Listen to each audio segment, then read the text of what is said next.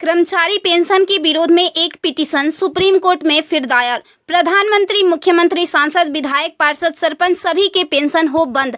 अब विधायकों, सांसदों की खैर नहीं। सुप्रीम कोर्ट में एक जनहित याचिका दायर हुई है। इसे आपके आकलन के लिए भेज रहे हैं। प्रिय सम्मानित भारत के नागरिकों, आपसे इस संदेश को सुनने का अनुरोध किया जाता है और अगर सहमत है तो कृपया अपनी संपर्क के सभी लोगों को भेजें और बदले में उनमें से प्रत्येक को भी आगे भेजने के लिए कहें। 3 दिनों में पूरे भारत में यह संदेश होना चाहिए। भारत में हर नागरिक को आवाज उठानी चाहिए। 2018 का सुधार अधिनियम। सांसदों को पेंशन नहीं मिलनी चाहिए क्योंकि राजनीति कोई नौकरी या रोजगार नहीं बल्कि एक निःशुल्क सेवा है।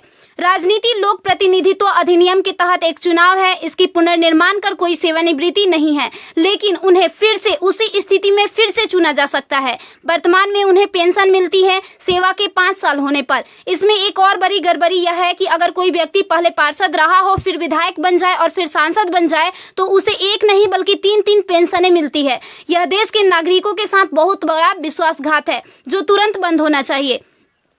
केंद्रीय वेतन आयोग के साथ संसद सदस्यों, सांसदों का वेतन भत्ता संशोधित किया जाना चाहिए और इनको इनकम टैक्स के दायरे में लाया जाए। वर्तमान में वे स्वयं के लिए मतदान करके मनमाने ढंग से अपने वेतन व भत्ते बढ़ा देते हैं और फिर उस समय सभी दलों के सुर एक हो जाते हैं। इसके उल्टा जो व्यक्ति अपने जीवन काल में 30 या 40 वर्षों तक शासकीय सेवा कर सेवानिवृत्त होता है, उसकी पेंशन बंद कर दिया जाता है। सांसदों को अपनी वर्तमान स्वास्थ्य देखभाल प्रणाली त्यागनी चाहिए और भारतीय जन स्वास्थ्य के समान स्वास्थ्य देखभाल प्रणाली में भाग लेना चाहिए। इलाज विदेश में नहीं, भारत में होना चाहिए। इनका अगर विदेश में करवाना है तो अपने खर्च से करवाए, अन्यथा मर जाए। मुफ्त छूट राशन, बिजली, पानी, फोन बिल जैसी सभी रियायत समाप्त होनी चाहिए। वे न केवल ऐसी बहुत सी रियायतें प्राप्त करते हैं बल्कि वे नियमित रूप से इसे बढ़ाते भी रहे हैं।